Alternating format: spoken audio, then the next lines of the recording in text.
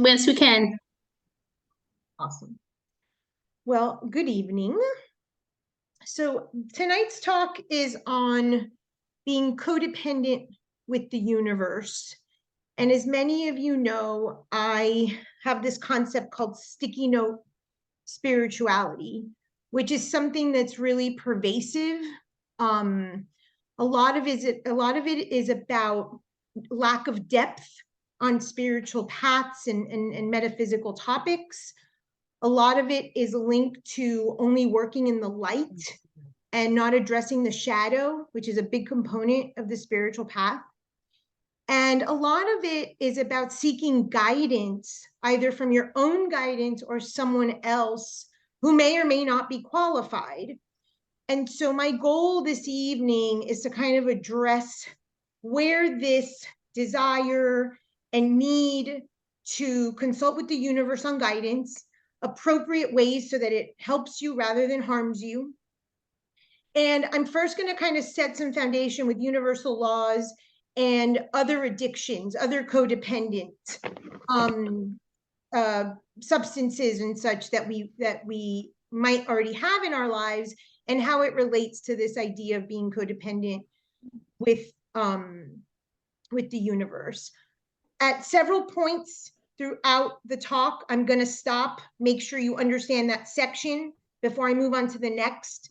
I understand that these topics are pretty intense and deep, and I don't like to sticky note or to dilute anything, but I also really want to make sure that you understand what I'm trying to present. And so it's something that I'm personally working on to be much more of an effective instructor. So please, at any time, when I stop and ask the questions about that section, please feel free to ask so that I can clarify anything that isn't clear. So let's start with the objectives. We're going to talk about universal laws, specifically the law of mentalism and polarity. We're going to define codependency. We're going to talk about living interdependently rather than codependent or independent. We're going to talk about the drama triangle, not only with problems or people, but with your guidance, with your searching for answers in intuition or in the universe. And then we're going to go through some ways to stay in your power while you seek guidance, whether it's within or going to a reader or someone who's trained. What you want to do for dinner, Bubba? Can you What do you want to do? take off the someone has their mic on? If you can mute yourself. Thank you. So let's start with the universal laws. The two laws that we're going to talk about this evening that will be sort of woven in are the law of mentalism and the law of polarity. The law of mentalism states that all is mind, that the universe is mental, and we'll talk about that tonight, and that you create your universe, your world, your reality from your own mind. The law of polarity speaks about duality. If there's light, there's a shadow.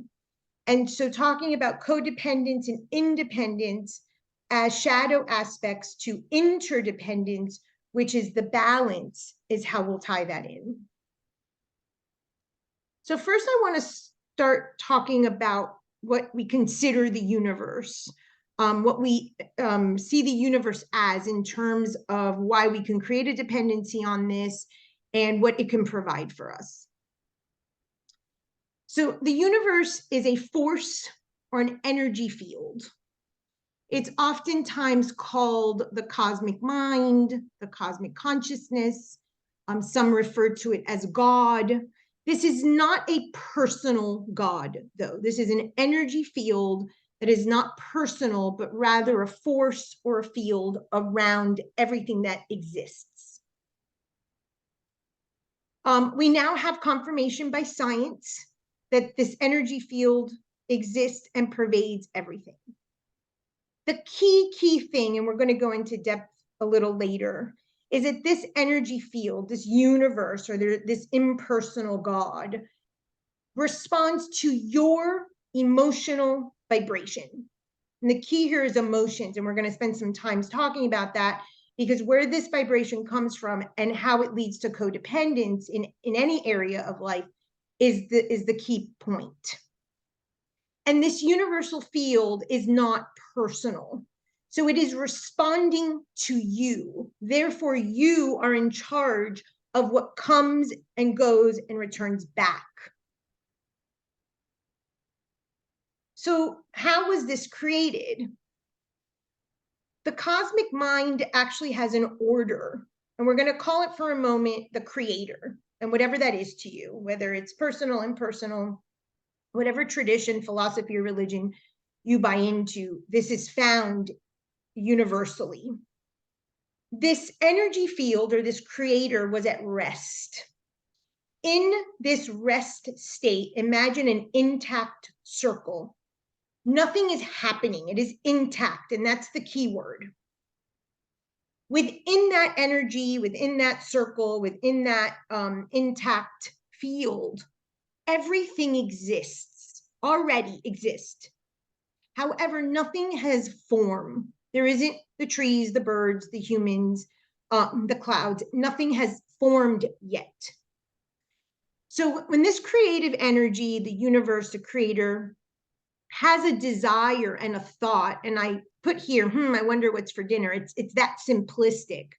When the thought enters this intact energy field of I want something, I desire something, or I think something, the form and the world starts to be created.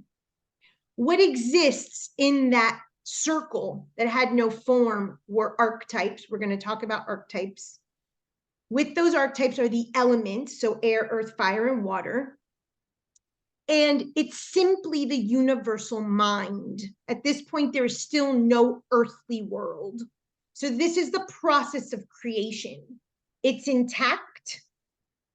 There is a thought or a desire, and from that, something starts to build, namely energy in the form of elements, air, fire, earth, and water, and then it trickles down into what we understand to be our lives and our world. So this is very important. The minute that the creator, the energy field, had a thought, the world began to be created. However, this is not the world that you can look up and see outside.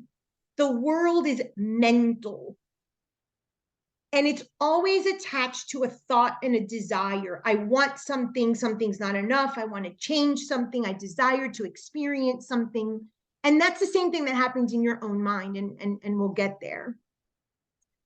When this desire, when this thought, when this energy field says, I wonder what it would be like to create a world, immediately some darkness enters into that space. This is not bad, it's not good, it just is. Through creation exists darkness, evil, desire, and limitations. So once this energy field that wanted to experience itself put out a thought and a desire, first comes the elements, air, earth, fire, and water, and then there's a shadow or a darkness, and then the manifest world that we know it as we live it and experience, including ourselves. So if we exist as a creation in a form, which we are in a body, we are flawed and we feel split. That act of the creation or the energy field saying, I want to experience something different, already creates some darkness, some evil, and creates a feeling of separateness. And we're going to go into that. Next, just like the universal consciousness is created of elements and archetypes, which are simply patterns of behavior, we too are made up of elements, and as our personality and our temperament states, are patterns of our behavior. This makes us feel separate, which is, and we'll go deeper into the source or the root of the codependence. And we desire in some way to not feel separate from that source. And that's part of where addictions and codependence comes from in order to try to return back to that feeling of wholeness. So I see there's a question. No? Okay, it's empty. Any questions about this? This is very, very important. This is the foundation of what we're going to now go deeper into. Understood, everybody? Okay. So I'm going to play a song. I'm going to stop the recording in a minute because on YouTube it'll block the song, but I'm going to play the song that you may or may not know, and it's known as Closer to Fine by the Indigo Girls. I'm particularly going to put the video that has the words. I want you to read the words as you listen to the music, even if you know the song. And I want you to see what stands out at you. What particular words for you come off the screen that might signify something. So give me a second to pause. So what stood out? Anyone want to share? If you knew the song or didn't, did any lyrics stand out? For me, the two that stood out, I'd never heard, excuse me, I've never heard of the song, but the words that I wrote down were ship of safety and crooked line. I don't know why those were the ones that stood out for me. Okay, I'll address that in a second. Anyone else? For me, it was similar to Adriana. It was the ship of safety and sinking or sank. Or sinking, okay. Anyone else? I'll just share, I have been listening to this song for years, and I did not realize the wisdom contained in these lyrics. Just amazing. And Crooked Line also jumped out at me, resonated with me. Awesome. Okay, if anyone else wants to share, go ahead. I'll share just because mine's different. Prostration to the higher mind. Everyone's right on point. And you got your degree and you were free, right? So this song really does contain, this is going to be on YouTube. I don't know if you want to have your video, so I'm just saying that. I don't know if you heard me when it started. So I'm going to go through a few of the lines that that stood out and are related to tonight, even though the entire song, like Jim said, is just so wise. So ship of safety. Some of the issue with codependence, and specifically with our guidance or our intuition, is that we're seeking safety. And we'll go deeper into safety needs shortly. The crooked line, it's interesting that came up twice. The crooked line is this idea that there isn't one way, right? There isn't one direction. We might break off into pieces, end up on different paths, come back, leave again. And that is in contrast to safety, because we don't have a map, or we think we don't have a map to these crooked lines. So something that sails pretty safe without sinking feels like one direction, we have a map, we have some organization and order. And the universe is ordered, but it's also chaotic. These two archetypes work hand in hand. The prostration to the higher mind, for those of us, and you'll see in a minute, all various types of addictions. One is to study. One is to wisdom and knowledge and reading and knowing and more and more and more. And so thinking that I can almost be safer, to use the words of the ship of safety, through a degree, and she says in the lyrics, you know, I got my paper and I was free, is another false codependent notion that there's one way, that there's a paper that can attain the certainty and the safety of navigating this very unsafe, very uncertain world. So I highlighted a few things that I wanted to talk about that tie into tonight. First is give me insight between black and white. So if safety stood out to you, you might have a very black and white view of the world, that things are either good or bad, right or wrong. And that is something that's absolutely incorrect, and where we go awry with being codependent in our guidance and in the universe. Darkness has a hunger that's insatiable. We are going to talk about the shadow aspect to spirituality and to this this codependence to guidance in the universe. And lightness has a call that's hard to hear. Really, the way that we receive guidance, or we can hear what the universe is showing us, is actually very hard to hear if we don't know the tools. And I will go through some today. I love this part of the song. She goes to see the doctor of philosophy. He never did marry or see a B-grade movie. So when we talk about being married or going to a seedy movie, there's sort of some low consciousness involved in this, right? There's sex, there's desires, there might be shady things in the film. And this idea that if we learn more, or if we stay out of certain environments, we're better or lighter or more connected to the universe or our God, is totally incorrect. It's actually the opposite. And a lot of times, why it's called codependence with the universe is that when we are separate from the world and the evil in the world and just life, and it exists of all of shades of gray, we're actually further away from the universal consciousness than closer to. And so the dichotomy of seeing someone who's so educated and supposedly a mystic who's living in the shadows and hiding out from life is something that a lot of us tend to do, because the world is scary when we're drawn to universal dependency. Then she says, we look to the children, we drink from the fountain, we go to the Bible, we go through the workout. We're talking about religion, we're talking about having children and a family, perhaps a workout as physical. She talks about mountains, you know, like that all of these things are external.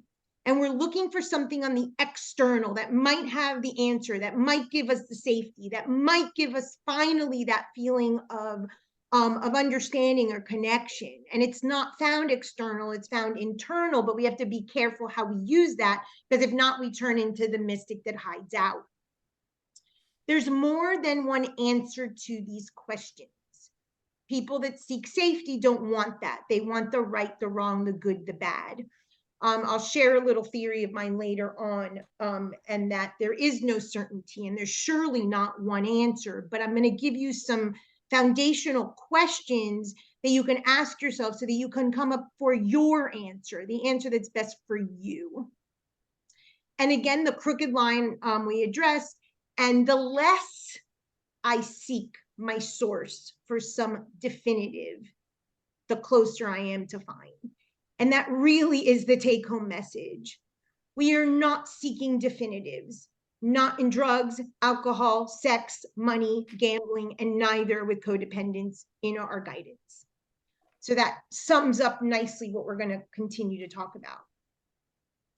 So here are just some questions for you to ponder.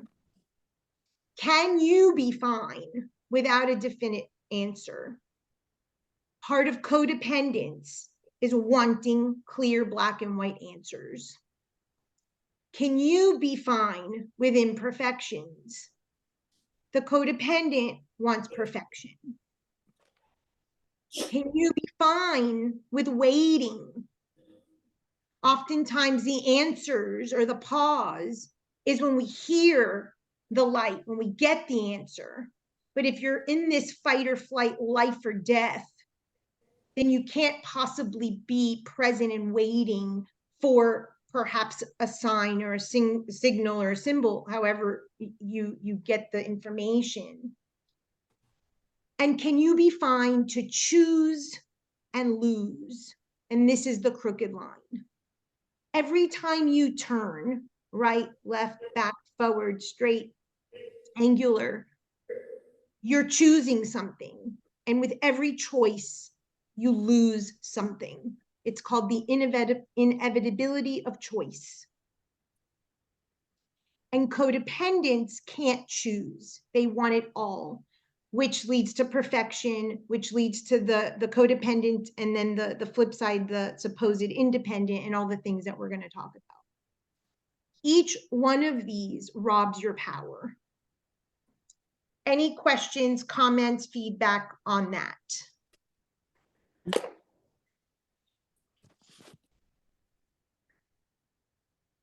No? Okay. So, what is codependency? So first, let's talk about the cosmic mind a little more, and then we'll go into the different types of codependency and where they come from. So when I told you about the cosmic mind, before anything is absolutely created, it's simply this intact cosmic consciousness. Imagine a circle that's perfect. In that cosmic mind, all things exist. The first thing, when the universe or you has a thought and a desire, the first thing that is formed is an archetype. The archetypes are linked to the elements. So you can have a desire to go travel, you can have a desire to meet a partner, you can desire to make more money. All of those are linked, and I will go into some two elements. It's either an air, fire, an earth, a water archetype. So as these become more solidified because we act on them, just like the universal consciousness acted on it and ended up making the mountains and the birds and the trees and the humans, then these elements begin to take shape, and it becomes the material that we understand and know and can see through our senses. We do the exact same thing, and we create our reality from that same exact template. Typically, when things are out of balance, it becomes codependent. We're going to go through examples of each element so you can see how it relates to you in your personal life. Okay. So, codependence is excessive reliance on a relationship. This does not mean a person. The origin is actually a thought, a desire, an emotion, and an element. And I'll show you in a moment some examples. It goes against our free will. We don't choose. We let it occur. We get so consumed in it that it kind of takes on a life of its own. So we lose our free will to choose. Choice is linked to perfection or imperfection, crooked lines. Choice is linked to making mistakes. And so there's no safety in choosing. And so it goes away against our free will when we opt to not choose because we're codependent with this element, this person, this thing, this substance. It also creates pedestals and hierarchical relationships. And this is really important to understand about the universe. The universe is not hierarchical. The universe is cyclical. It's circular. It's spherical.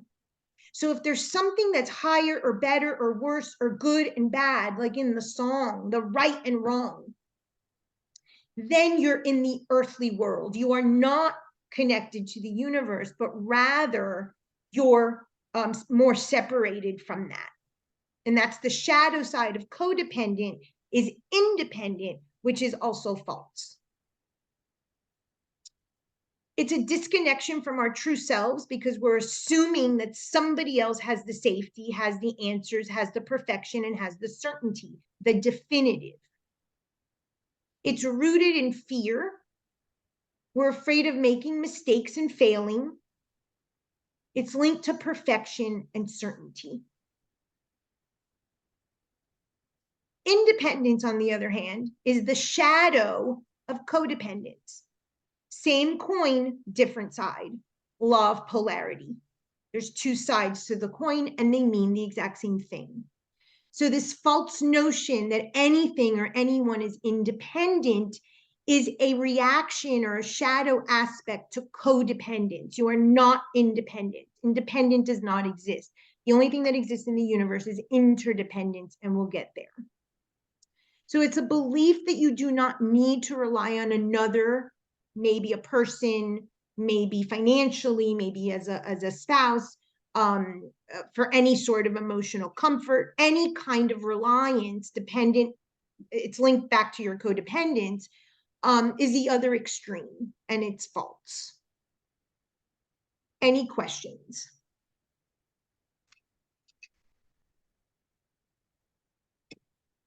Codependency goes against creation. I'm just going to recap a moment. When the universal consciousness is intact and perfect, and everything exists within it, the archetypes, the elements, evil, it is at rest, intact, because nothing has been created.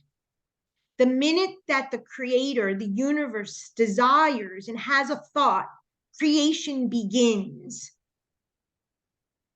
So the link to codependency in the psyche sends a signal to the psyche that you do not want to create, you do not want to be created, and you do not want to exist.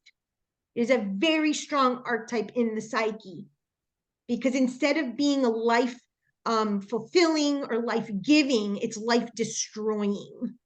And you'll see why momentarily. So codependence. Creation is imperfect. If you desire perfection through your codependence, it goes against the exact act of creation, because creation is imperfect. Nothing ever created with by a thought, a desire, an emotion, a baby, a book, a planet, nothing has ever been created that is perfect. Those are in complete contrast to one another.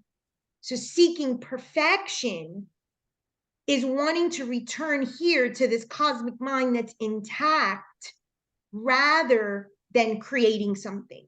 Here I have the lemniscat, which is a symbol of infinity, that from the cosmic mind's desire, we get a masculine and a feminine energy. We'll talk about this subtly. But the point is that with creation, there is a split. Something is split. With us, we need an egg and a sperm. So in order to create anything in your life, anything in the universe, there must be a split, which is the law of polarity, the duality. There must exist elements in or out of balance. There must exist archetypes that are helping you mold what's being created. It must be imperfect. And what people don't like to hear is that there must include some darkness, or you can call it evil or sin. Those are inherent in the act of creation. So in any spiritual philosophy or mythology, you're going to see this dual, imperfect other. This is going to be the primary tool when we get into practical applications on how to use the sort of stillness or the quietness of how the universe speaks to you. It's going to be this exact symbology. There are two sides to everything. One is light, the sun, and one is dark or night, the moon.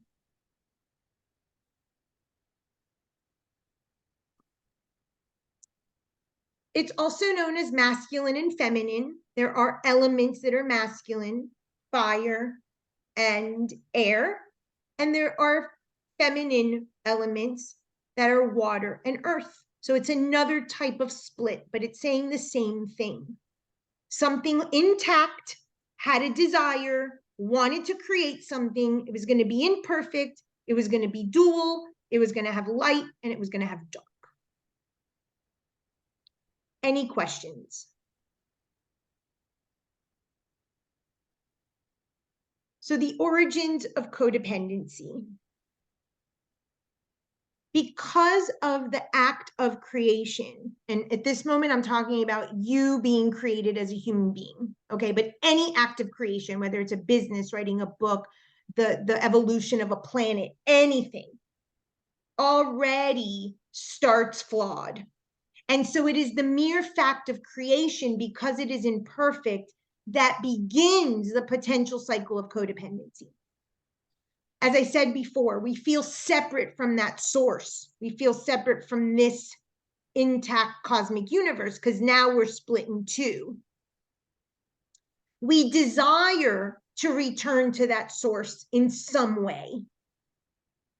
This part we're going to spend some time on. We confuse that source with the maternal womb rather than the cosmic womb. This is where the codependency really, really takes hold.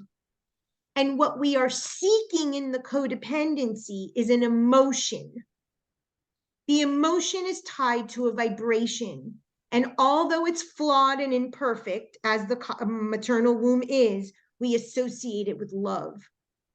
So in essence, codependency is a desire for perfection, a desire to return to a perfect state, intact, whole, a state where our needs were met, where we were not separate from source or anything, and we felt loved. That is at the root of all codependence. No matter what your addiction, that's what you're trying to find. So let's talk about the emotional vibration. We get the emotional vibration during our time in the maternal womb. During the time in the womb, our psyche understands whatever mom is feeling, if she's depressed, if she's tired, if she's happy, if she's frustrated, if she's bloated, that suffering or that vibration of pain, the psyche interprets that as the vibration of love. And so when we're seeking love, we seek this exact vibration. It is most of the time suffering, pain, codependent, lack of boundaries, asking another to meet our needs. Because if you see, here's the fetus. He's in a warm, safe home. For those of you that safety came out in the song, you're seeking some safety. In the womb, you apparently, it wasn't true, were safe, had a home, had food, had air, were cozy and warm and taken care of. But what we don't want to own about the womb, especially for those that had healthy pregnancies, is that the womb is parasitic. Everything your mother felt, everything from the external world that affected her, whether it was food, whether it was the partner, whether it was job, whether it was the traffic, enters your consciousness as love. So you seek codependent relationships, even with your own guidance, to mirror that same dependency. And ultimately, you're seeking that perfect, not flawed state, and it goes against the act of creation.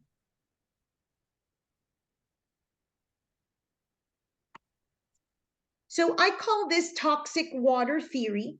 I have a book called The Shadow Side of the Mother's Love. I go deeper into this theory there. I talk about attachment styles. If you like astrology, all your moon signs are linked to the attachment styles and exactly what you're seeking, because it's related to your pregnancy. So if you want to check that out, there's more detail. But toxic water theory basically is that in the water of the womb that we confuse as the cosmic womb, in that water, because water is the source of vibration, it vibrates, and that's what sends the baby psyche the message that suffering and pain and frustration and hopelessness equals love, whatever emotion it is that you resonate with. So the first thing is that we confuse the womb with the cosmic womb. We are not wanting to go back to our mom's womb. We want to go back home to the cosmos, but we don't know that. So we think and assume that we're looking for mom's belly and all the parasitic nature that it included. It included a low vibration emotion.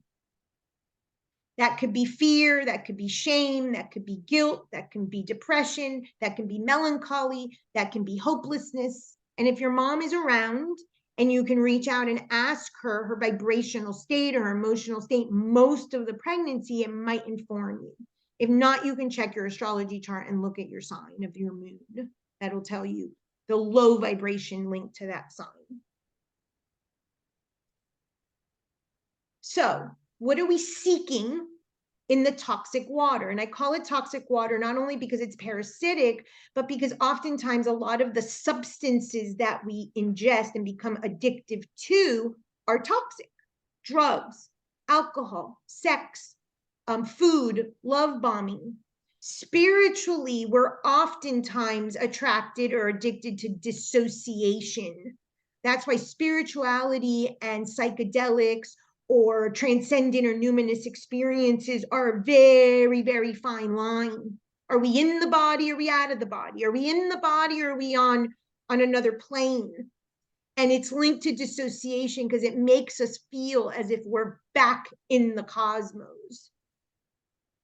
It's an addictive state, and then it's followed by a cleansing or purification state. I'm going to speak to certain addictions, and then I'm going to bring it into spirituality. It's the similar cycle, but it has a different flavor.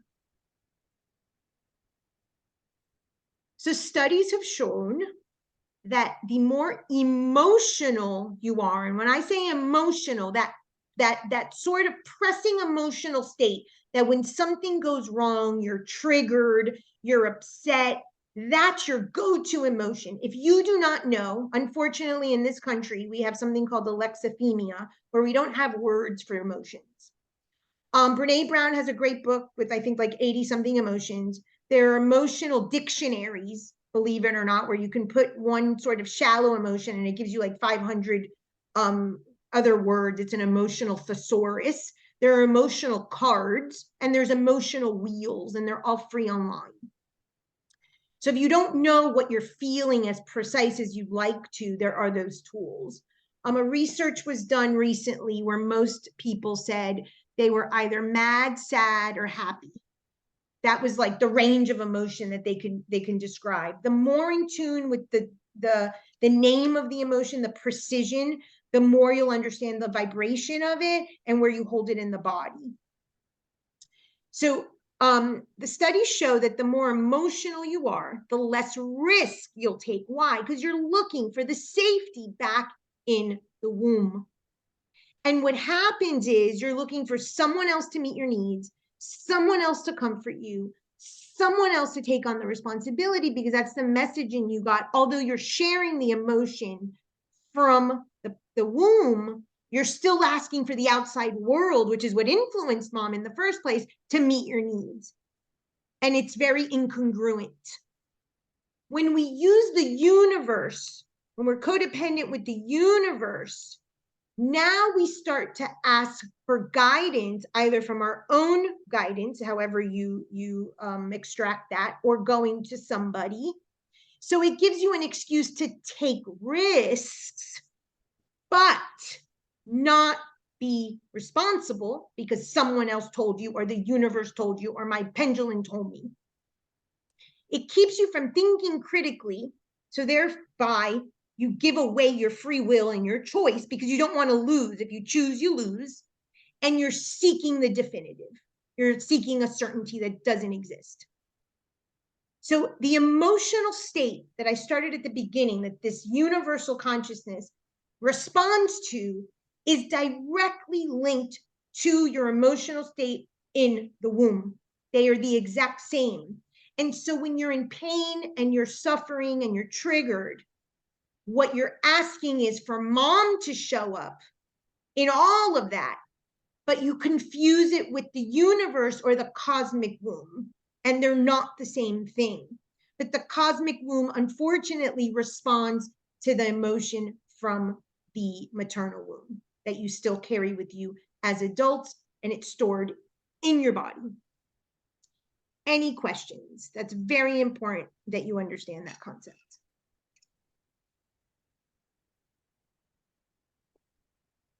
Okay. So can you be codependent with the universe? So oftentimes when there's trauma and the earthly world feels unsafe, for those who like safety, we will dissociate and grasp for the spirit world. Some people go into the depths of schizophrenia, or they have what are called spiritual emergencies, or they kind of lose touch with reality and they might remain there, and we call it mental illness. But because there's so much talk of trauma in our current day language, this has become part of the sticky note spirituality movement. If I have trauma, I can dissociate because I have an excuse, and I can grasp for the spirit world and not have to be fully connected to the body because it hurts. This language of the day is very unhealthy.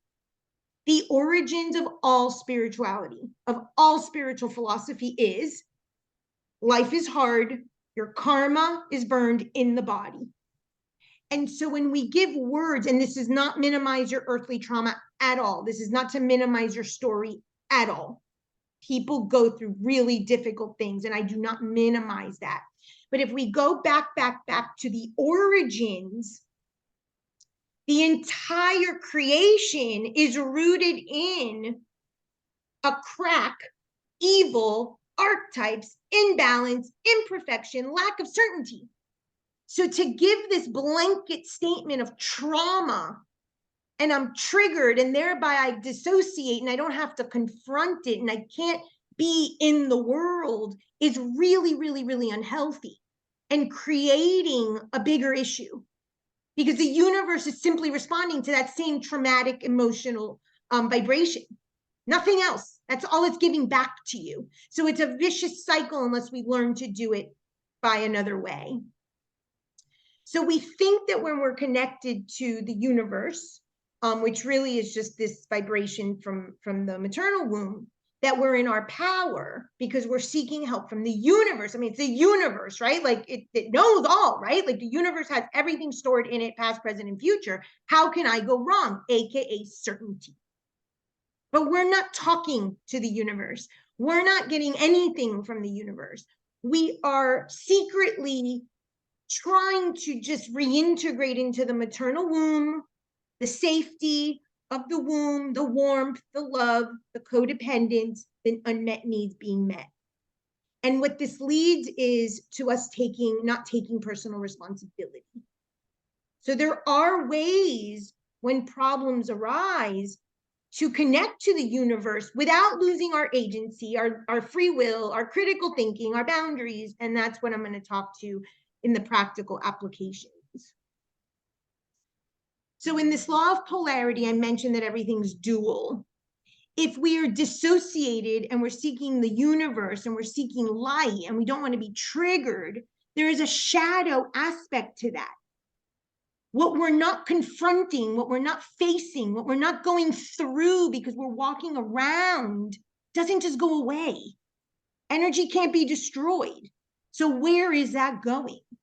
It becomes a shadow in your body, in your family, in your society, in your community, collectively in humanity. And so this idea of we're only going to face the light or what we like, or this idea that we don't want to be triggered or work to go through something difficult, creates a shadow that everybody has to carry. And I'm going to go specifically into certain shadow aspects in a family setting when people don't confront or carry their own shadow. So if you're codependent, the next swing of the pendulum, which is what the law of polarity states, we're basically in a pendulum going from one extreme to the other, light, dark, male, female, high, low, whatever you think. There's a shadow which is called independence. So the moment that codependence exists, so does independence. And those are two sides of the same coin. It doesn't exist. It's believing you're out of the codependence. It could be temporarily appearing so, externally not manifesting as codependence, but nothing has shifted. Your emotional vibration has not shifted. The deeper shadow work hasn't been done, so therefore no vibration has been transmuted. So independence doesn't exist. The only thing that exists is interdependence. That is the balance of the elements, of the archetypes, of the light, of the shadow. That's also the way that we ask for correct and healthy guidance. So this is an image to represent codependence. If the universe or the womb is an intact circle, then you want to go right back inside of that circle. Therefore, the container is responsible. You're just being held. If you're being held by the container, you're not responsible. You're just being fed and nourished, even if it's with trauma and pain and suffering, by the container. That's in essence the image of codependence. It gives away your power. You're enmeshed with the other or the addiction. It mirrors being in the earthly womb, so a false sense of safety, security, getting your needs met. And it creates an attachment style. I'm not going to talk about attachment styles here, but I have a couple lectures, and in that book, I speak further about that if you're interested. And then so here's the codependence. The two circles are within each other, and here is independence. You think you have left the circle and you have become an independent entity, and that is not accurate at all. This is another way of giving away your power. You are exiled or separate from the other. It feels like rejection, exile, abandonment, and superiority. It's all the same archetype. When you feel separate from, the moment you feel separate from, you feel superior. Again, it could be very shadow subconscious, abandoned, exiled, and rejected.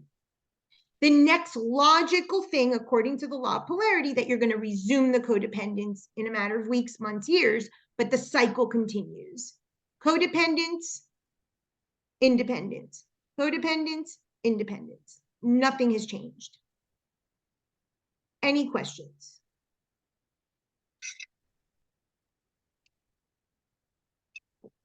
So what are some of the gods of this so-called universe that you can be codependent with that take your power? Food, drugs, alcohol. The element is water. I told you all of the elements are the source in the beginning of creation. So you're stuck in the column, if you will, that might be lacking, or you need more of, that's creating imbalance in the elemental system is water. And what you're seeking from the universe is protection. There are 4 unmet needs, and you'll see them all here. So you're seeking protection needs. So if you have dabbled in food, drugs, or alcohol, no matter what you are now, your need is protection, and water is the element that's out of balance. So you start codependent with the food, the drugs, and the alcohol. And then, of course, what happens? We go on the purification, we go on the diet, we go to AA, we go to rehab. We're not going to do it anymore. And we're in the vicious cycle now of independence, seemingly. So when we're codependent, we penetrate, we perpetrate, and we participate in the codependence. When we have had this aha moment, we now seek purification and perfection. They're both the womb. They're both codependent, seemingly independent. So the only thing that purification, that diets, that rehabs, and this is not to knock those things. I'm in behavior change. Okay, these are part of shifting the emotional vibration at the core. But the vicious cycle of in and out diets and cleanses and man cleanses and food diets and saving money and all of the things that we get caught up in, it's simply just an attempt to go back to the perfection, the original state of consciousness when the world or the universe was intact. And then we do it again, and then we do it again, and then we do it again. And nothing changes.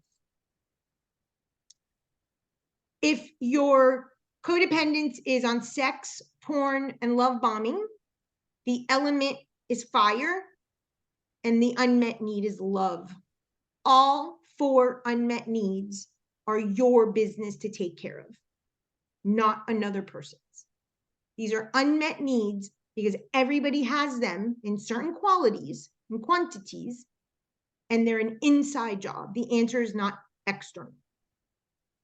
So here again, we might be totally perpetrated by the porn, the love bombing, and then we block the person and we don't masturbate or watch the pornography.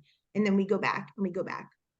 And this is why when we don't change an emotional vibration, we attract the same thing over and over again. So in relationships, we'll attract the same exact person, just a different face, right? But the essence of the person doesn't change because your vibration hasn't changed.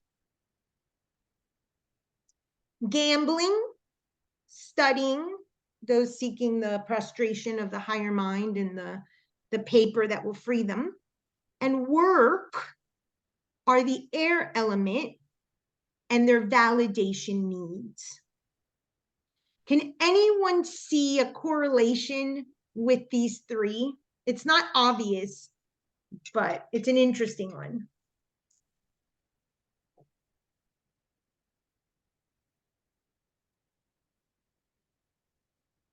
No takers? Okay. The air element is linked to chance and luck. And that's the gambling archetype or the trickster archetype. Only if I know this thing, or if I play one more slot, right, but another $200, I might get the chance. And according to spiritual philosophy, there's no such thing as luck and chance. So then we stop studying, we take a break, we leave work, we might go on a vacation, we wasted all our money until we can get another loan, and we purify, and again, trying to be perfect. Money.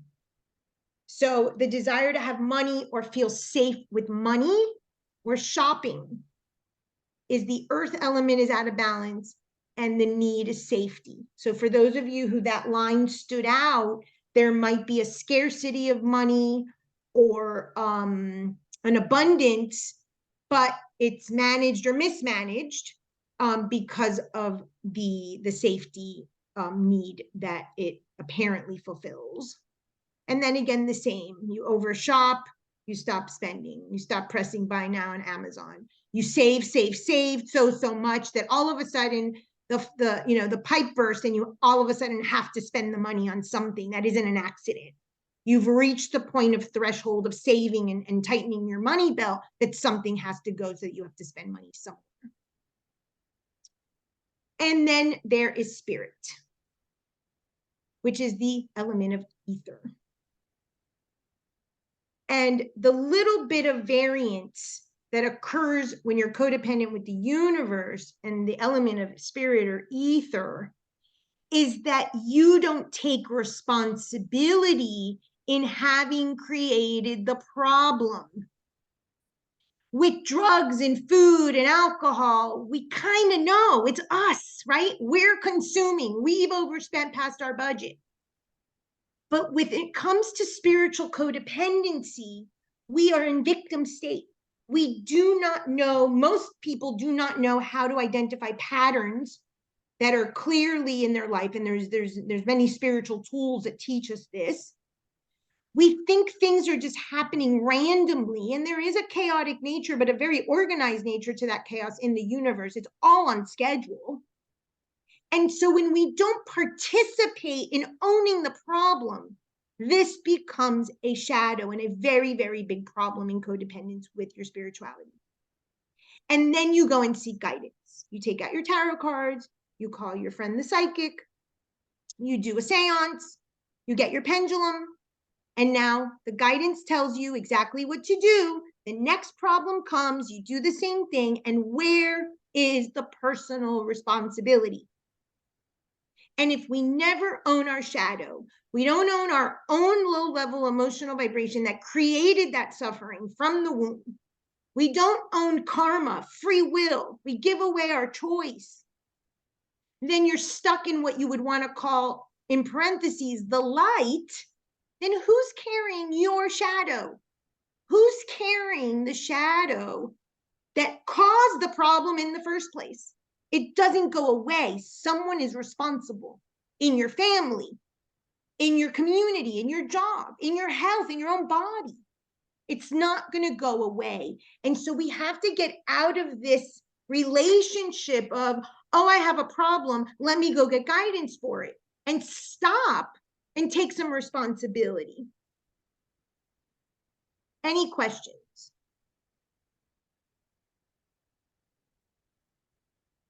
So the codependent drama trial. Someone has a question? Yeah, I actually do. So is this essentially also what's known as spiritual bypass? Is my first question. And the second Very question, similar, yes.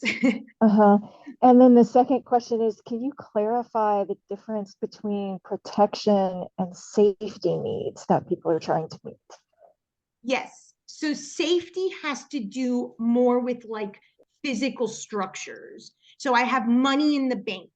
I have a roof over my head. I have food really is a protection, but just to keep with the metaphor, I have food in my refrigerator, right? I can physically meet my needs. Protection is an emotional safety. I'm loved, I'm cared for, I have someone to tell my problems to, someone to comfort me, someone to give me advice, someone to tell me it's going to be okay. Does that help? Yes. Yep. Thank you. So the concept of spiritual bypassing is exactly, it's the same idea, right? There's a lack of responsibility and the spirit world will provide, or the universe wanted it that way, or, oh, the universe sent it, so it must be, that kind of nonsense. And it's not to say that we don't know everything, and we're not to, right? The point of this definitive uncertainty is that it doesn't exist, but when a problem does enter, that we don't bypass and say, oh, not only victimization, not only that it's someone else did it to us, and not only that the universe, is going to take care of it. Like, no. And you'll see one of my quotes about that in a minute. So yes, it's the similar concept. So what's the drama triangle? The drama triangle has three aspects: victim, persecutor, I call it perpetrator in most of my language, but it's the same, and then a rescuer. Okay.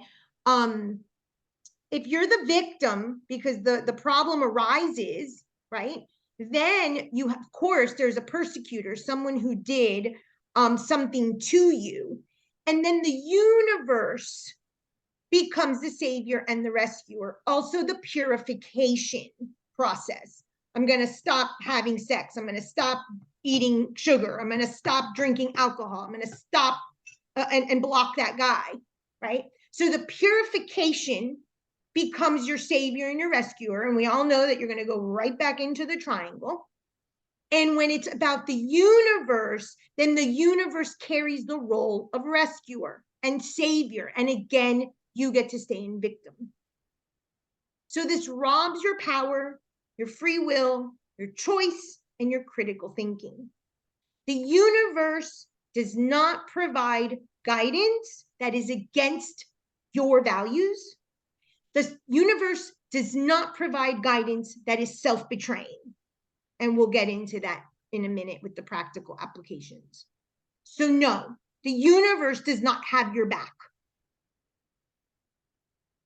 So when you create a problem, you're the persecutor or the perpetrator. Since you don't own your responsibility, you go into victim, and then the victim goes to seek the guidance from somebody, or their pendulum, or their tarot, or their psychic friend. And the guidance is where the codependence lies. I lie on the guidance of the universe because it's the universe, and the universe knows, and the universe is certain, and the universe has answers, and the universe knows what's right and wrong because there's good and bad. And all of that is nonsense. None of that is true. Good, bad, right, wrong, duality is only an earthly construct because it's hierarchical. The universe is not hierarchical. There's no good and bad and right or wrong. That's morality and ethics in the earthly realm. The only thing that makes you in alignment with your guidance is if you know your values, you know what you think is right and wrong, you know what morally and ethically you would do. And your guidance will never, ever be in contrast to have you self-betray. So it's codependent because you're not taking responsibility. And this becomes your savior. Ironically, it also creates even more karma, and it also takes away your free will. Anything that takes away your free will creates karma. So codependence in any form creates karma. So does independence, quote unquote. Interdependence, you'll see, is what at least stops the karma production or burns karma. And the funny thing about the drama triangle, when the rescuer is the universe is simply responding to your low emotional vibration. It's just going to give you more of that. Nothing changed. The universe isn't personal. So when you get these responses without having done your work and taking your responsibility, and you just keep getting more and more of the same because you're in a codependent relationship. So how does intuition begin to enter to help you to get out of this vicious cycle? The perpetrator or the persecutor shows up. What you call the problem is actually the light you need to see that you're the problem and what you need to look at and what you need to solve, what your blind spots are. But since we're quick to say that person, this thing, that boss, that bank did to me, we don't take the ownership to say, oh, this is the universe sending me the message. Of course, it's shadowy and we don't like it, but it's exactly what needs to be integrated to get out of this drama triangle. Any questions? Okay, so I've basically touched on this before, but we'll go a little bit through it again so you understand that this is the cycle of perfection. And what did I say about perfection? Perfection is in contrast to the universe. Stephen Hawking said, the universe doesn't allow perfection. It is impossible. Anything that has form, and whether you know how big the universe is or not, you could at least see some planets through a telescope, so you know something has form. It cannot be perfect. Therefore, this idea of certainty, of definitive, bad and good and perfection and black and white cannot exist. It's against creation and against the universe. So therefore, codependent guidance, seeking this rescue savior, is flawed. It's absolutely flawed, and it's just simply responding to your own flawed emotional vibration. So the domestic abuse cycle in relationships goes like this. The couple goes through a honeymoon period, then they start coming down from that honeymoon period, and the typical fighting starts, and then it starts to build, and then the abuse occurs. And then they separate, they come back, their honeymoon again, and it goes round and round and round. And people live in relationships like this 20, 30 years in domestic violence cycles, and that is how their relationship cycle is. So we do the same thing with whatever we are codependent with. Because it is perfection, honeymoon, fear, what happens when we're afraid of leaving or changing, oh my God, and exile, when maybe we do leave temporarily before we come right back to perfection. This idea of perfection purification, perfection purification, perfection purification is what we do with substances and guidance too. The difference and the scary part about the spiritual codependence is that you do not take responsibility for being the perpetrator. So just like many people in domestic abuse relationships, the person who is obviously beating up the other person is called the perpetrator. In your domestic abuse cycle, in your psyche, you are the perpetrator, you are the perfectionist, and you're the purifier. So you hold the victim, the rescuer, and the perpetrator, all three roles. When you're in the honeymoon phase with your addiction or without it, with your guidance without it, with your problem without it, you're in the circle of codependence. When it is not intact any longer and you're having remorse, you're having guilt, you're having shame, then you assume to go into an independence, right? So let's say the woman is beat by the spouse, she goes to her mother's house. They live separately for a few months and then they get back together in honeymoon phase. We are doing the exact same thing in our psyche with our substances and our spiritual guidance. Any questions? Okay, so I sent you guys a list of questions. Did you receive those? And if you would like to share, this is the time. The questions were, how often do you engage in an addictive behavior? And purify after. What does that cycle look like to you? If you have a problem, how do you seek guidance? And do you ignore your role in creating the problem?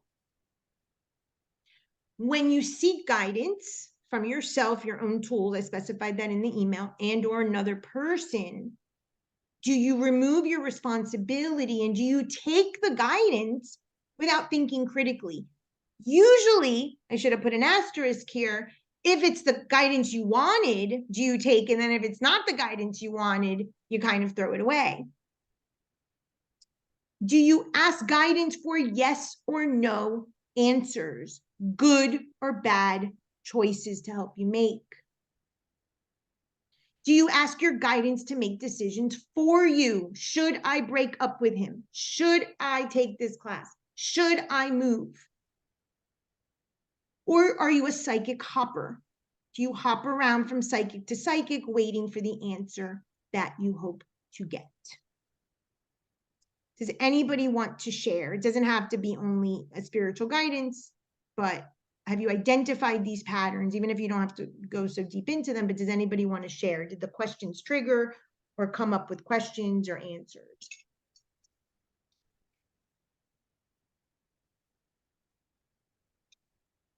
No? Okay. So when I read for people, especially new people, like newer people that aren't familiar with my work, these are very common things. When people take classes like the Akashic Records and they learn how to ask questions appropriately, and we'll talk about that shortly, there's a way to ask questions that doesn't take your power, that empowers you, that allows you to think critically, that allows you to maintain a boundary. And so one of the things that happens when I read for people and something comes up, is I'm being told to, and I'm like, absolutely not. That is not how this works. And a lot of times it's just lack of education. And that's one of my issues with sticky note spirituality, is that it's just very, very surface level, shallow commentary without knowing the intricacies of spiritual law and spiritual text and truths of the universe. And we get into trouble when we just wholeheartedly just believe that the guidance is good, and all guidance is not created equal. And I'll go into that in the practical section. So interdependence and balance. This is all there is interdependence. There is no independence in this world at all. And what we hope to strive through interdependence, if we know how to use it, then we can achieve balance, which ultimately is the goal of a lifetime. What does balance mean? Balance in a nutshell, let me take you all the way back to the beginning. Balance in a nutshell is this, the male, female, the light, dark, the good, bad. It mirrors this intact consciousness, but the key is that now it's in the body. So you want the cosmic mind. You want the universal womb. You don't want the maternal womb that's toxic. But you can't achieve this in the body. So this is as good as it gets. The balance of these two. And that's actually what we are seeking. That is the guidance we're seeking, the life that we're seeking, the safety we're seeking, the definitive we're seeking. That's as good as you're getting in this lifetime. So I like to call this having dual passports.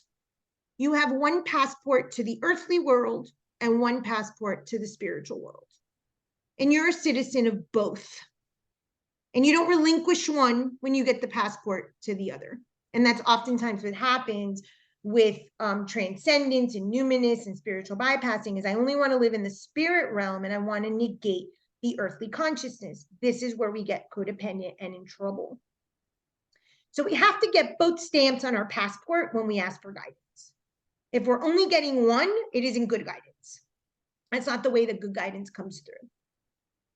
So they work together. There is a law called the law of correspondence. The law of correspondence, most of you have heard as either synchronicity, if you're familiar with Jungian psychology, or as within, so without. As within, spiritual, because it's all internal, so without, earthly. If both facets aren't addressed, the guidance is not good.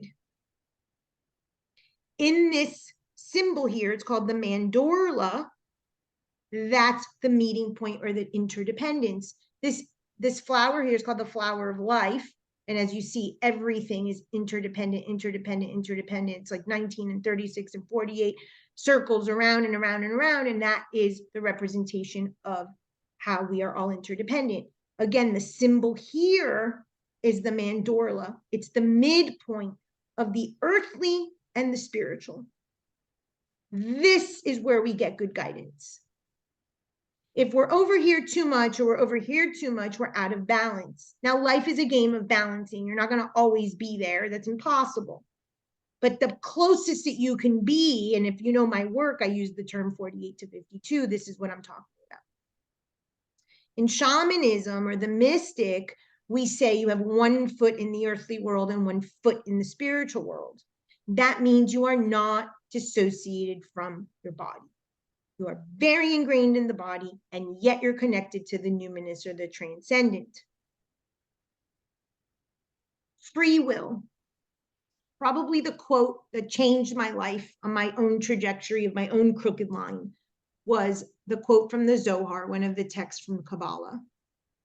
And it says, there is no coercion in spirituality.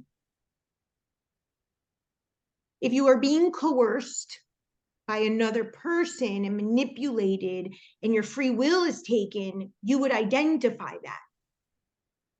But for some reason, when it comes to guidance, we want to think that this doesn't exist. If the guidance is responding to your emotional vibration, it can be coercive if you do not understand how guidance works and if it's not balanced between both the earthly and the spiritual. So some of the questions to ask when making choices, to not lose yourself in free will, to have critical thinking.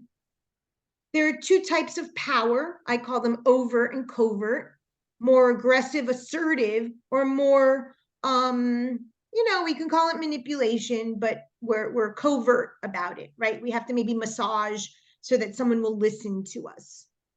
There's neither wrong or right with either one. We need both. So one goes in one circle, one goes in another. One of the questions is, am I overt about this or am I covert about it? So the message that comes through, the way you're going to deliver it, if you're the one delivering the message, or if you're the one that has to do something with that message, like quit your job or tell your daughter or son something, needs to be framed. How is my delivery? My responsibilities are going to be more overt and covert. What does the situation require? Is it more spiritual or is it more earthly? And we're going to talk about the earthly container in a moment. And seeing how we can balance both. And is this a moment to do something, act, or is this a moment to be and pause? And do I need to tackle this situation that I need guidance on, this problem, this perpetrator that has entered with high consciousness, maybe silence, contemplation, discernment, or low consciousness? This is life or death. It's you or me, and I got to go to a sword fight with a sword. You can't go to a sword fight with a butter knife. You'll get killed. And so this is one of the key things I see in practice is that people think low consciousness is bad, being is bad, earthly is bad, and covert is bad. That isn't spiritual. And that's absolute nonsense. You can't go around town yelling and screaming at people. There's a social convention you need to observe in certain situations. Not everything is a spiritual answer. Sometimes there is an earthly choice. You have to pay your bills. You have to eat. This is what I call an earthly responsibility checklist. You can't negate those things. I had a client yesterday and I saw something on his chart and I said, so your father wasn't available? And he's like, no, he was available. I'm like, no, I see that there was distance. Oh, he was always studying. He was a very spiritual man studying Jewish mysticism. So he hid from his earthly responsibility of raising a son behind the text and the studying. No. There are times to do. There are times that you have to go. You have to work. You have to plant the seeds. You have to build something. And there are times to reap what you've sowed and just be. And doing isn't just ego, and being isn't just purity and truth. And doing isn't bad because it's masculine, and being isn't bad because it's feminine. And not everything can be high consciousness. The earthly world requires some low consciousness choices. And so this is where people get stuck in this spiritual bypassing or this codependence, that it has to be, I have to speak my truth. Your truth is in authenticity. Those are not synonymous words. If you're not speaking at the right time, then that isn't high consciousness. And so the pause, the thinking, the questioning, the critical thinking, the boundaries, does it support my value system? Those things have to be considered when taking guidance, applying guidance, and giving guidance. Any questions?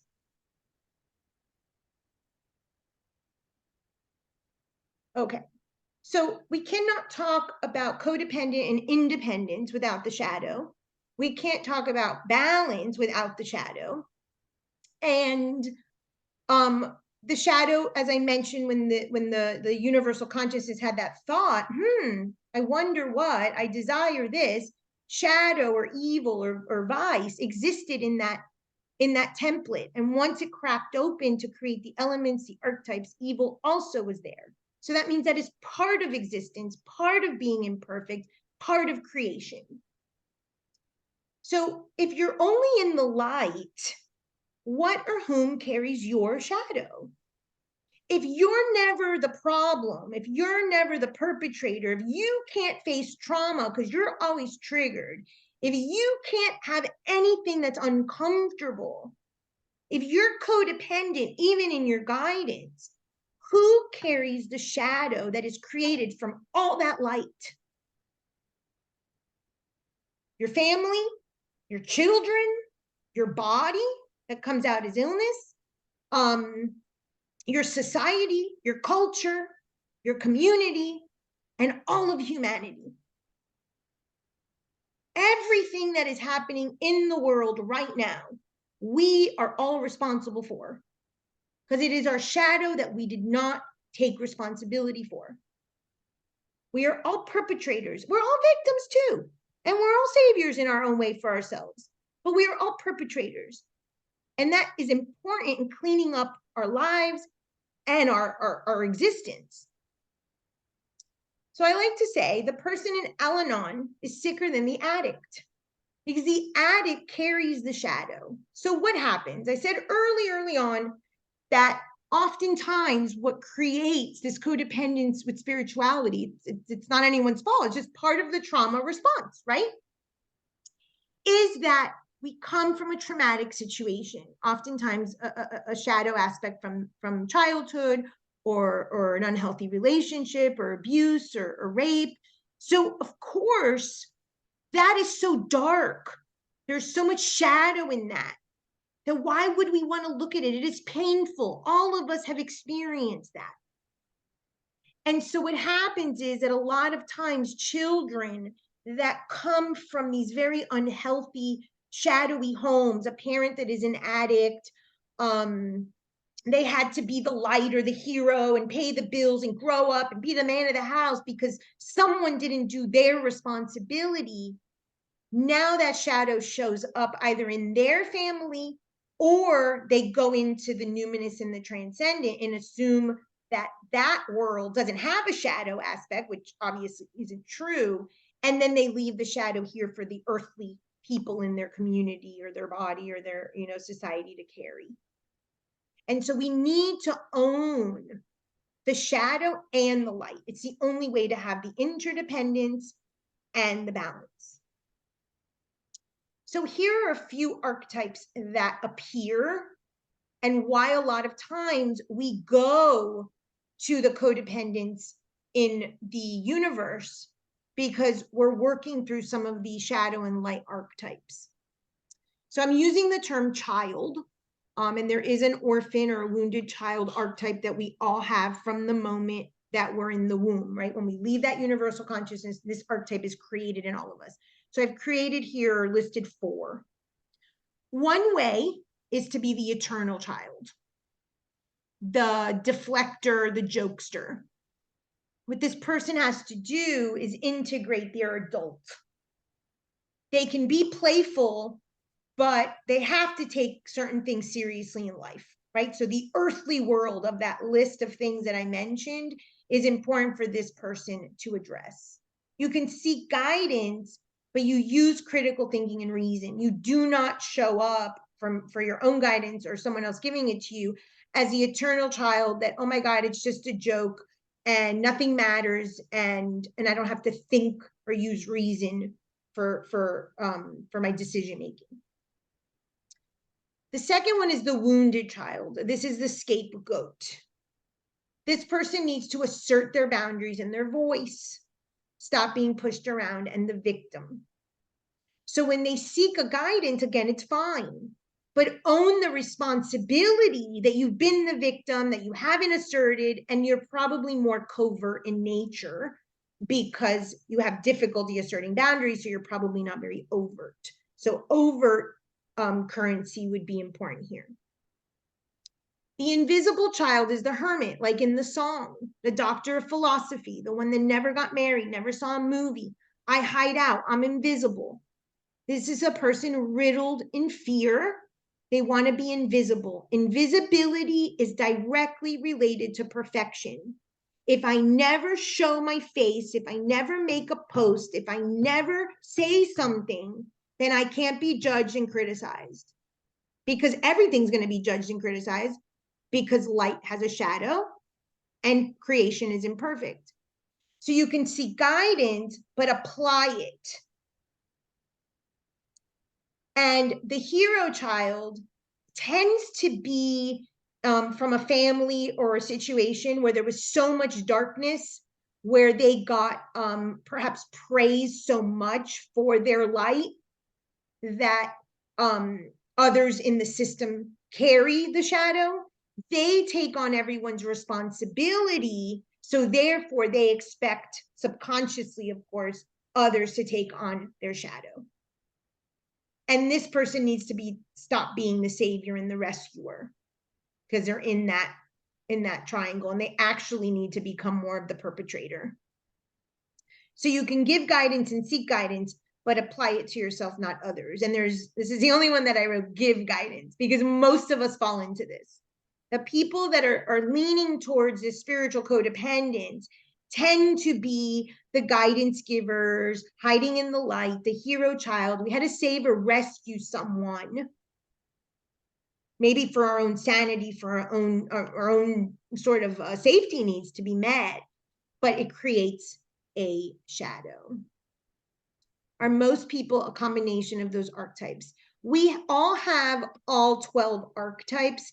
What I've done here is I've broken down some particular archetypes that emerge when you're so leaning into the light, the sticky note, the light worker. I'm all great, everything's beautiful, the toxic positivity, because it's a deflection to not own the shadow. And so we have a responsibility in this realm, not only as spiritual seekers, and more so if we're spiritual leaders, but as spiritual beings, to clean up our shadow act. So it could be a combo, and there's a combo of all the archetypes, but these are typically the categories that emerge from a traumatic childhood, or somewhere there's so much pain that you become the spiritual scapegoat, that then you fall into one of these. And it directly relates back, Sony, to what I said here. Where is it? The list of the over and the covert. Where did I put it? Here. So maybe you're more overt, that hero. Maybe you're more covert, the trickster, or the hermit. Maybe you're very spiritual, but really what you need to balance is the earthly. So these are sort of the light shadow aspects when you're only doing one. Maybe you think that everything is high consciousness. That's a typical hero. A typical hero wants to do everything high consciousness. Well, you need to show up as a low consciousness too, and you might have to tell someone some low consciousness truths. So it's another way to identify a version of you that might be just one-sided. Does that help? Okay. Yes, great. thank you. You're welcome. Any other questions before I go into practice? Okay. Yes. Yeah, I think partially what you're saying is like identifying this false, like what I'm going to call like a false light, in contrast to one that where the shadow has sort of been owned and transmuted and held in more of a balance, so that the fundamental emotional vibration starts to shift in its level of consciousness in totality. Is that making, am I making that makes sense with perfect sort of sense. Exactly. Yeah. So let me just Okay. kind of take you back to this. If you're constantly living in the light, right, then someone has to carry the shadow. If you come from a very low vibration consciousness in the womb, let's just say, one of the ways that we can hide from that emotional vibration is to move into the light, and everything's very toxic and false, right? It goes both ways. I used to have a student who the storyline of her home was her mother was an angel, her mother lived at church, her mother never got remarried after her father died. I mean, she lived out this Virgin Mary archetype, and the student was the devil. And I'm the devil, and I'm the prostitute, and I'm the whore. And she lived out in her home. This mom was light, and so she only had the darkness, right? So you'll see that in relationship, where people will so much put someone on a pedestal, and then they'll be like, oh, I don't deserve that person. Those are very unhealthy relationships. Well, we learn this from childhood. We learn this actually in the womb, obviously, but we have the story. And so when we understand that we're both, that the act of creation is imperfect and we're both, and we start to live in balance of both, now we're actually ready for being balanced and interdependent, and providing and giving and getting better guidance. Because as you said, now we're transmuting that consciousness. Now that emotional vibration isn't as low anymore. So my particular emotional vibration was hopelessness. And as I transmuted that, it doesn't mean that there aren't moments that comes up and I have to be like, oh, there it is. You know, these things do not go away. Your shadow doesn't go away. It's not supposed to go away. They're not demons that we exercise. They're those that we integrate. So when I noticed the hopelessness enter, I'm like, oh, okay. And I try to backtrack it. But for the most part, I have gained some higher vibration around it, that it doesn't knock me out like it used to. Maybe it's a 5-minute versus a 5-day, you know? And so those are the shifts. And the more and more and more that emotional vibration from fear and guilt and shame, depression and hopelessness and so forth, those lower emotional vibrations, go to joy and peace and self-mastery and contentment. Now the guidance we're going to receive is going to be completely different, because what we're putting out, it's going to respond. So the transmutation of that emotional vibration is so key. And it requires, number one, getting out of victim. All of it. There is no transmutation with victimhood, none. So the universe does not have your back. When you have your own back, the universe responds, because now you have owned your victimhood.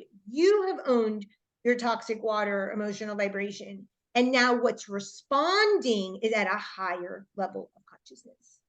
Now we're in an interdependent relationship with our guidance that supports us and doesn't harm us. I'm going to go into some practical applications now. Any questions up until now? Okay. So, oh crap syndrome. So for those of you who wanted safety and certainty and from the song, and you didn't like a crooked line, and you wanted to go to the doctor of philosophy for answers, you can't. Oh crap syndrome. There's no certainty, right answer, pedestals, or a savior coming. And it usually takes this realization, this aha, really, really, really, like at your core, not in your head, but really in your heart, before the vibration of the emotion starts to shift, before you start to do the shadow work, before you really get out of that drama triangle.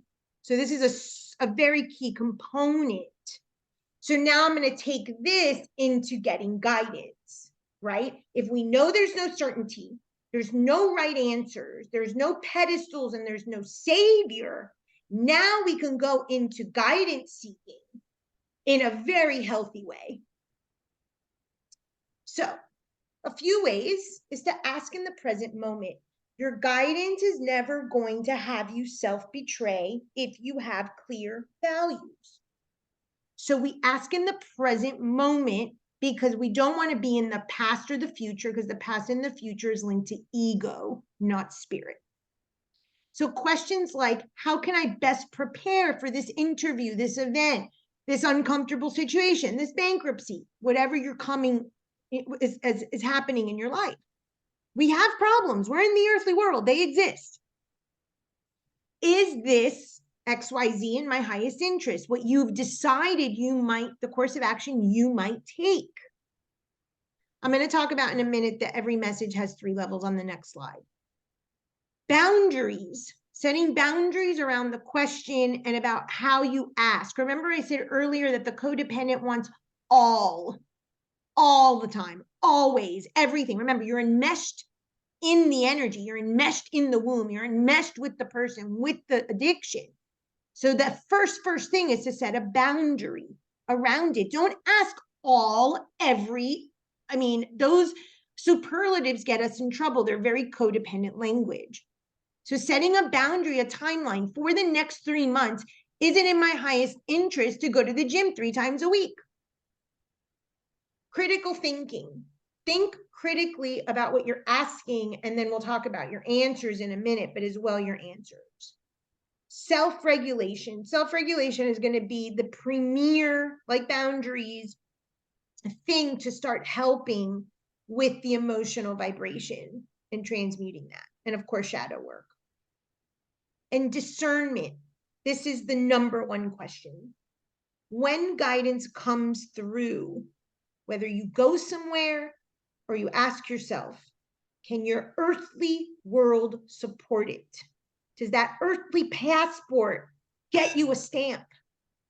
Can you afford the trip? Can you Can you handle getting divorced? Can you quit the job? Can you go get that surgery? Can you be, out of your home for 3 months? Whatever it is. Does the earthly world support it? And if the answer is no, it doesn't mean that the guidance is wrong.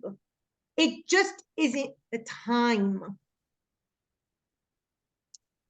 So what do we need for guidance?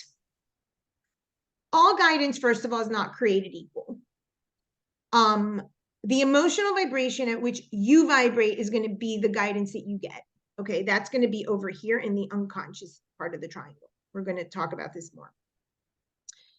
So if you go to a reader, that person is also getting guidance on their level of consciousness and their emotional vibration. So if you're going to get guidance, see what that person is doing. See how they're living. See how they're reacting, because that's going to tell you the quality of guidance that you're going to get. There's a lot of low-level divination techniques, very low level.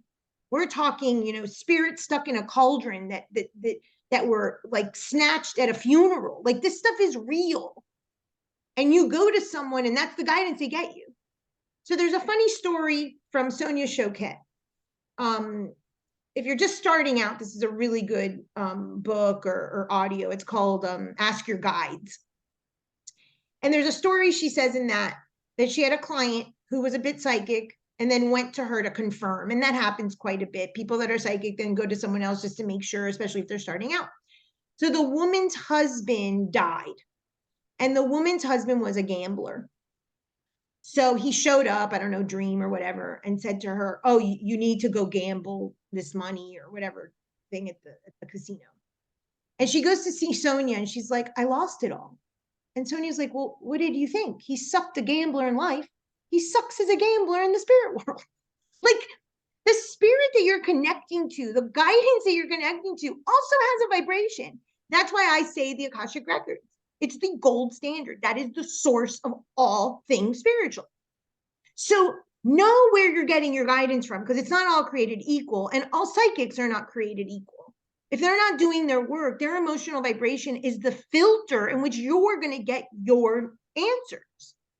So without raising your vibration or the person you're seeking guidance from, you're going to get low vibration guidance. And yes, any spirit that is outside of the body has some vision, because they're not limited by the form. That is true, but that does not mean that they have the foresight like an ascended master or an archangel. They're not equal.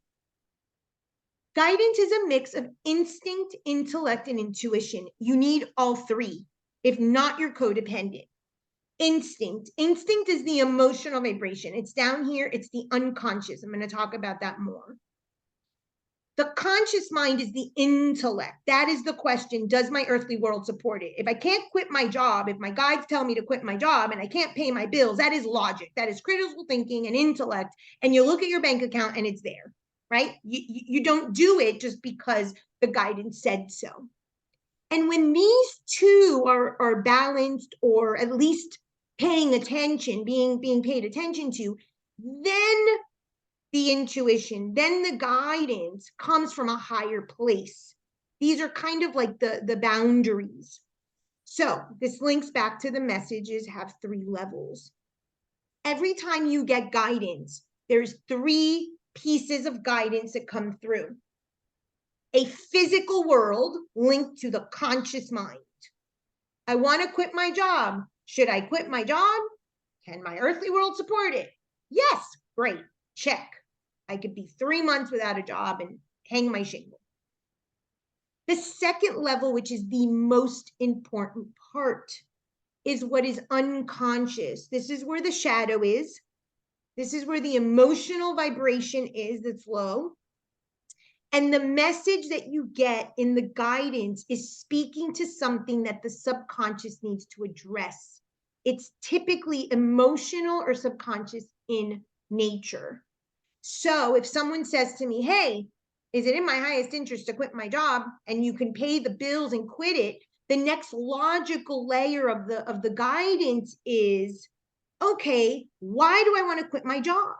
What emotional factor am I being triggered with? What subconscious shadow aspect is in that job that I don't want to face?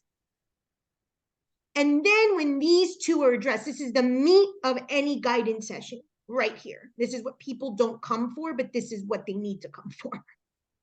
Then the super conscious or the intuition or the oversoul or the higher consciousness emotional vibration can come through and give you the best conscious guidance, the best guidance. If you change your emotional response over here and you address the unconscious, subconscious, shadow, low vibration emotion, then guess what? The outcome changes. We see this in all layers of shadow work, whether it's lucid dreaming, whether it is soul retrievals in shamanism, whether it's shadow work in depth psychology. This piece has to be addressed. These are fragments of your psyche that are not accepted because you don't see them as perfect. You don't see them as light. You don't see them as good. So this is the meat of all of this. And this is the work most people don't want to do. So even if you ask the earthly world can support it, you're only getting half of an answer. This piece, and whether or not you do the work or you tell a client and they do the work, that's a whole other story. But the mere fact of bringing it up already brings it into the light and brings awareness to it, and shifts already start to happen over here. And lastly, the earthly container. You have an earthly body, you have an earthly mind, you have an earthly limitation, your time, your energy, your resources, you have a value system. The earthly passport needs a stamp to honor the spiritual guidance. So does your money support it? Does your health support it? Is this your reality? It may not even be your reality. It may not be the reality you want for your life, even if it's in your energy field and it's something you can have. What timeline works for you from the guidance? Just because something comes through, I always use this example. I didn't have any discernment years ago, and I get into the records and I hear start an app. So I go and I start an app. Okay, my bank account could support it, but it didn't go anywhere because it wasn't the right time. And I didn't know enough to ask about a timeline or to see what the timeline that worked for me and my knowledge would be. So luckily, it wasn't such a big deal. And it was guidance that really needed to be shelved for later. And that's why one of the questions before I said, do you need the answer now? Is it life or death? Because none of this is life or death, unless it's really life or death. And there's very few things that are like that. This question no one likes. Do you want to put in the effort? Just because something is in your energy field that you have capacity to achieve doesn't mean you want to work hard. And that's okay. This is free will. Does it align with my values? If you don't know your values, well, at least the spiritual world does. They're not going to give you something to self-betray. You might interpret it with your low-level emotional vibration that way and your limited mind, but that's not what the universe is saying. So sure, you could get guidance, but if it doesn't align with your values, then what is it? And such an important concept is it life affirming or life destroying? Every single one of us has a death drive. It is called a thanatos. We, with our desires and our thoughts and our low vibration emotions, will destroy ourselves. So is the guidance, and again, this is a caveat that you might be going to a low-level reader or you don't know how to manage the information. It's not any fault of anybody's, but that's why I'm bringing this up. If that guidance is life-destroying and not life-affirming, well, you might have to think twice, because you might want guidance to destroy you because you want to remain in victim so you can go back into the emotional toxic waters of the womb that link love to pain and suffering. And this is a lot of responsibility, but it's important to ask. Or is the choice life-affirming?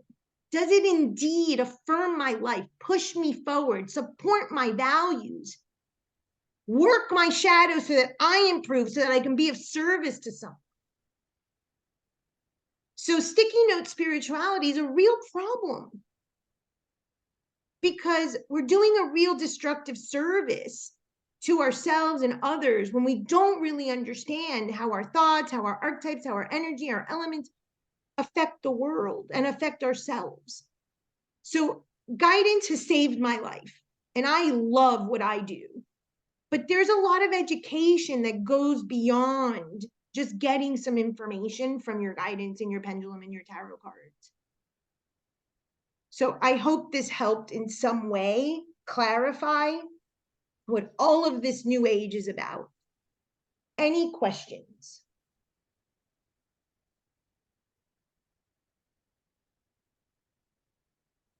Okay. 7 years ago tomorrow, I was diagnosed with my first bout of cancer. The last 7 years have been a lot of learning, physically, emotionally, spiritually, mentally. A lot of this stuff came through during my own discovery process. No one knows any of this. No one's supposed to know. It's a lot. But I get to do what I love every day and teach these things. And I can't thank every single one of you enough, because some of you came in early, middle, end, but you all helped me. And I'm so grateful that I get to teach these teachings that are the loves of my life to those that will listen. And thank you so much.